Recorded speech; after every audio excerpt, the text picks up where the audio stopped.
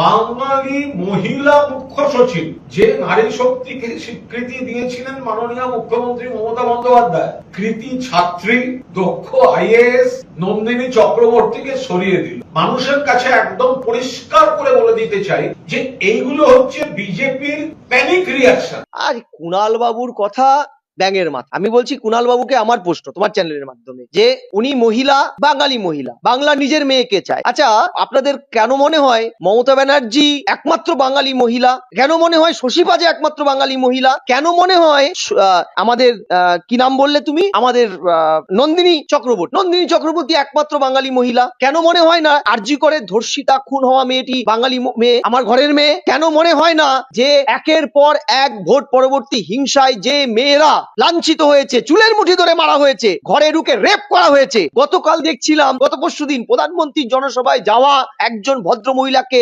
সপাটে তার পশ্চাৎ দেশে একটা লাথি মারলো তৃণমূলের একজন নেতা। কেন মনে হয় না? কেন মনে হয় না একটার পর একটা যখন মহিলাদের এ রাজ্যে মারা হয়, কেন মনে হয় না আসানসোলে ডাক্তার মেয়েটা বাংলার মেয়ে নয়? কেন মনে হয়নি কামদুনির মেয়েটি বাংলার মেয়ে নয়? কেন মনে হয়নি পার্কস্ট্রিটের ধর্ষিতা সুজেট বাঙালি মেয়ে নয়, বাংলার মেয়ে নয়? কেন?